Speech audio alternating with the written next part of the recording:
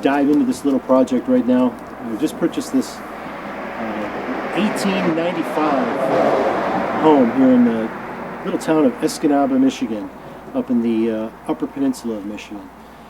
My name is Alan Adams, and this is not going to be a DIY channel, but I am going to take you along on a little journey here where we just kind of explore the lifestyle of living up here in the UP, and I'll let you in on some of my learning curve as I explore this old house that needs a full renovation, and I've decided to take on this project. It's always something that I've wanted to do, and maybe you'll enjoy watching along with me. Come on inside and I'll give you a quick nickel tour.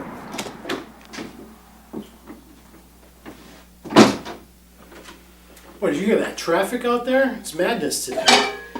So, since we're out of that massive small town Escanaba traffic, I thought I'd come in here and get our tour underway. Let me backpedal a little bit and give you a little bit more history on the house. The house is an 1895 century plus home, and again, we're here in the small town of Escanaba, Michigan. The house is centrally located right in the middle of town, really convenient, nice corner lot, nice quiet neighborhood, and all of the reasons that I chose to come back to my hometown of Escanaba. And we'll have more on that later as the channel develops. But so the idea is that I was going to take on this construction project. The house has been vacant for many years. It was previously used as a duplex, so we had an upper and a lower level rental property, and it's not going to be used for that in this case. I'm going to turn it back into a single family home. So with all that being said, the house overall is a 3-bedroom, 2-bathroom, 2-story home, built in 1894, as I said, and it needs a full renovation. So basically, most of the rooms, I won't say most of the rooms, but there's going to be some major renovations that occur on the main floor, which we'll discuss further. The upstairs is going to stay pretty much the same, albeit it's going to get a new bathroom, and then all the rooms are going to get spruced up and freshened up. So I'll give you a little bit better look at this front room, and then we'll take a look around the whole house and give you a chance to take a look at the whole house, and I'll kind of throw in some of my ideas as I go along. So this is the main front room, and it has an old school door with a skeleton key lock. So first thing I need to do is put a bolt lock on this.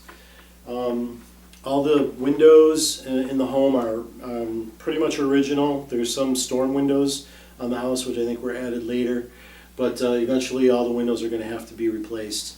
And this is going to be a long-term project. I imagine I'm going to be spending a couple of years working on this little by little. So in this room we have some, and throughout the house there's some nice wood millwork around all the doors, nice tall doors, and you can see some millwork, some built-in millwork here along the windows. I imagine this room may have been used as a dining room at some point, because if we look over in this corner here, there's the door that goes into the kitchen, and then over here there's a door that goes into the front room of the house, which has a bay window, and it also has a pocket door, which is kind of interesting. So once I'm able to pull out the old carpet, and fingers crossed, there's probably wood floor underneath, and you know how everybody's excited about hardwood floors these days. So we'll probably get lucky and get some hardwood floors that we can reuse, or at least refurbish. And then, as I was saying, though, the pocket door, I get more excited about something like a pocket door and cool millwork than I do about hardwood floors, but that's just me. So in the opposite corner of the room is the stairwell that goes up to the second floor, and I'm probably going to want to add a newel post and hand railing going up there and dress that up and make it look a little bit more spectacular. Overall for this room, I think I'd like to turn it into a music room. I have an interest in music. I've always loved to play the piano off and on throughout my life, and I think a little baby grand piano might be really cool in this room. Maybe set up my audio system in the other corner, and just have it kind of be a nice inviting space when people walk in the front door. So that's the front room. Let's move on to the next room of the house, and we might as well head back. Now let's go forward to the front room and work our way back. I'll show you that pocket door. All right, so I might as well talk to you from said pocket door. This is the pocket door right here, and it's actually a pretty wide door. It's probably, I don't know, maybe a good 40 inches wide, so that means that it's deep back in the wall, about that far. And it's all taped up right now, and there's carpet on the floor. So fingers crossed I'll be able to just take the tape off, remove the carpet, and the door will swing. But I would say there's a good chance that I'm probably going to have to work on that thing somehow and get it running again. But it's going to be a neat feature to the house, and this woodwork, I think, is going to stay the way it is. Where it's been painted white already, I'll follow suit more than likely, rather than take the time to strip it and possibly harm it more. So I would rather, but where it's in the natural wood color like this, I'm going to keep it dark. And now this room is again about another 11 by each. All the rooms are 11 feet wide. So I'm thinking if I'm thinking in terms of construction, probably because they used 12-foot beams, maybe. So maybe they had 12-foot beam across, or joists going across here, and 12-foot joists going across there, and then they cross at the beam down the center. Could be something like that. And but all the rooms are consistently 11 feet wide in a couple inches. So I'm thinking that's how this stick construction went together back in 1894. But this room has 3 windows. I'm not sure you'd call that a bay window technically, but it's in that shape. And again, all the windows are going to have to be addressed at some point. They're all the old school double hung windows. In fact, if I take a look at them closer, they may be just single hung windows. But they'll have to be addressed. They'll have to be fixed. There's a few broken ones here and there. But a good size room, and there's a wall here that separates this main sitting room and the kitchen. And drum roll please, what's the big buzz phrase everybody talks about now? Open floor plan. So I'm looking to have this wall over here taken down, and in my mind, I'm not a structural engineer, but I think this wall may not be load bearing, and I might be able to just knock it out without having to put a beam in. But we'll have to get a professional in here to let me know what to do about that. But ideally, though, or well, not even ideally, the plan is to make this an open floor plan. I want to have because that's just the way that we live in this modern world. We don't have our rooms all compartmentalized, especially in the main living areas. So that is the front main sitting room. So this is the kitchen, big dollar room right here. This is that wall I was talking about that I'm interested in tearing down and creating the open concept.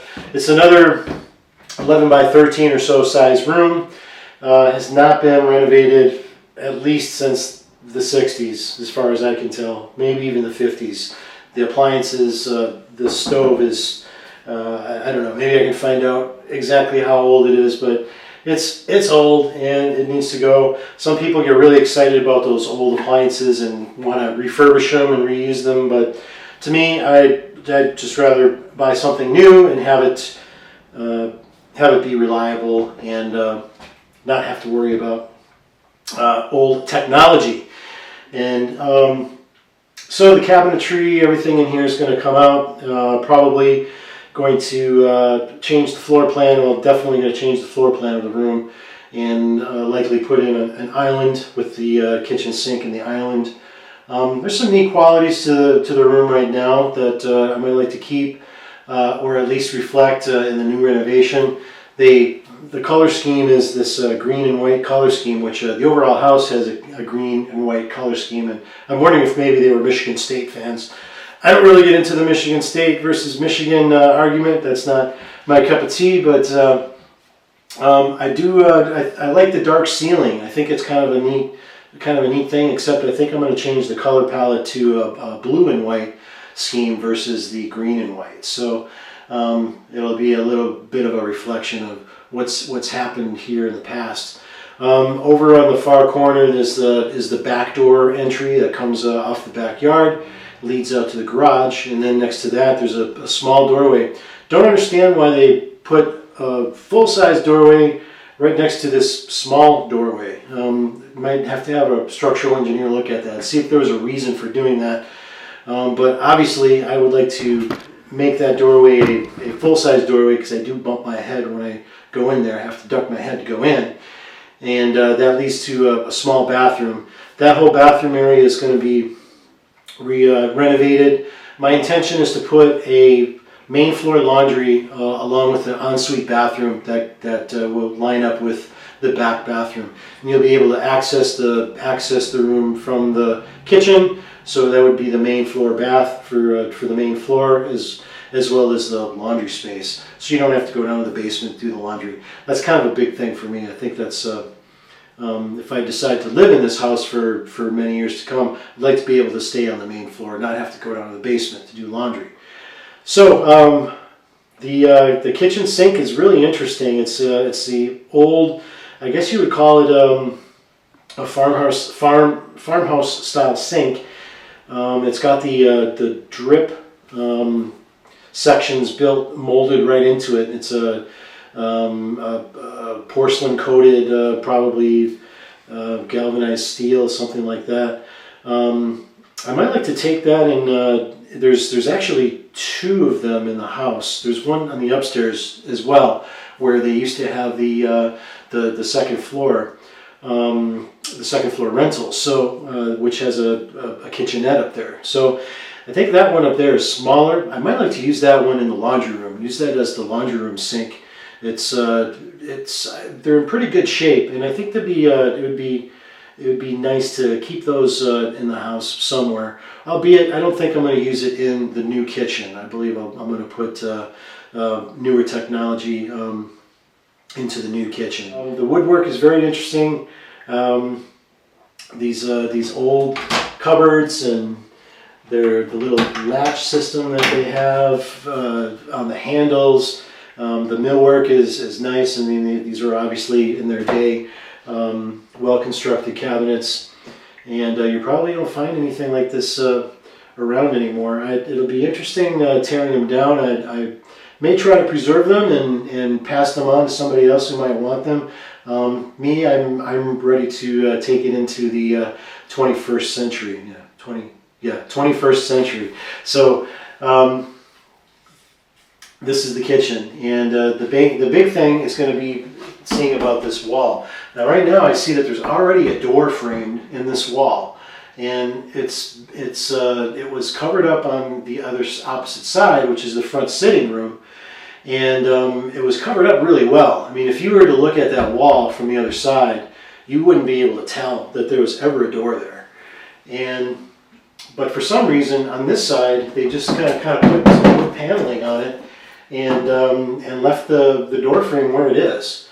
That bodes well, again, that this might not be a structural wall. So since it's got a doorway already inside it. If that being the case, it'll at least make the process of installing a beam maybe a little easier. We'll have to let the structural engineer chime in on all of that and sign off on all of that. But the other good thing about it is that there's trim around this door that can be salvaged and used in other places. So, like, for instance, when I want create the larger open door frame over on the other side, I can probably use this little trim to be able to match up the trim and the rest of the house. So interesting. This is going to be an interesting process. Once demo day comes, you'll see. We'll get into the bones of this, and we'll see if we can do what we want to do relatively cheaply. That's the thing. So let's move on from the kitchen, and I'm going to take you into the main floor bedroom. All right, so we come out of the kitchen and end up in the first floor bedroom. This is kind of a small room. It's probably about 10 by 12. It has this closet that was built on. That's going to come out, and then there's the old closet that was that's actually built in, but it has a short door. But it doesn't matter because I'm going to get a structural engineer. I believe that there is a shear wall in there that goes up to the second floor, so it's going to need support. I'm going to try to get a recessed beam in there and probably build it out to about the same level that it's at now in order to accommodate that larger ensuite bathroom, main floor laundry with a stand-up shower that I want to put on this floor. And that way this is kind of like an ensuite, we'll call it a mini master bedroom.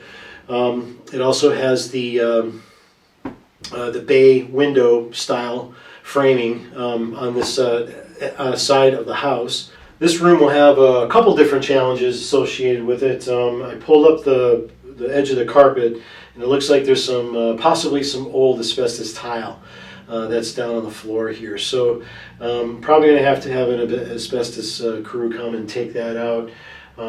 There's in a house of this age, you're more than likely going to find asbestos. When we get down to the basement, it looks like all the pipes leading to the radiated heat system are covered in asbestos insulation, so those will have to be removed eventually. So there's definite pitfalls and added expenses to taking out an old house. But I'll tell you what, the way I'm looking at it, the house needs to be renovated. It needs to be brought back to life. Homes need to be lived in. People need to care for them, and grow in a community with them. And someone's got to do it. So I'm gonna have a go at it. And at the very least, when I'm done, the next person I turn this home over to will have had. I'll have that much less to have to consider. There's always something that has to be fixed and has to be repaired, renovated when you own a home, and especially one of this age. So you'll see even in this room, there's cracks in the plaster. Those will have to be repaired. The decor will have to be completely changed up. There's just wallpaper on that wall, no big deal. But everything will have to be sanded, primed, painted, spackled where necessary. My first task, since I'm actually an electrician by trade, that's where I come to this venture. I've spent the last 20 years working in construction, from everything from commercial to residential, and even super yachts. So I've even worked on boats over the years. But knowing what I've learned about the trades and being a home renovation aficionado, even since a very young age, I used to watch Bob Vila and all of those guys instead of Saturday morning cartoons. That was what I liked to watch. So I feel like over the years I've gained enough through my professional experience and through my interest in osmosis that I've taken on over the years, and that's where I come to this project. So this will conclude the main floor tour, and we'll ask you to go ahead and like and subscribe and all of that YouTube stuff. I don't know where to point and all of that stuff yet, but that'll be coming as as the hits keep coming on this old renovation. And again, this is not going to be a DIY channel. I am not a construction expert. I have my certain field of expertise that I know about, mainly low voltage electricity. But this is not going to be a do-it-yourself channel, and this is not going to be where you're going to come to learn how to do certain things. It's going to be I'm going to show you a before and an after, and let you in on some of the process. But I also want to, more importantly, this thing's in my way. There's no light switches in this house. What is up with that? So the other thing is that I want to show you what life is like up in Escanaba. I lived here as a young kid, and we moved away when I was about 11 years old. And I decided 30 some odd years later to come back and move back to my hometown. And a lot of people are doing that these days. I'd like to hear from some of you folks in the comments section. People who've gone away, maybe lived in the big city like I have. I in fact lived in South Florida for 15 years in that huge busy metropolis. And I personally just got tired of the rat race and fighting my way through corporate America. And I just decided, I'm going to come home to Escanaba, and I'm going to find that small town living lifestyle where it's very, very slow, and everybody's not just so crazy. So we're crazy up here in different ways. We'll find out more about that as the channel progresses. But I do want to show you guys how beautiful this city of Escanaba is, and we'll have city tours along the way. We'll have tours of the UP in general along the way, and just try to explore the joy and the lifestyle of what it's like to live up here in the Upper Peninsula of Michigan in Escanaba. So, thanks for watching, and we'll see you again on the next video.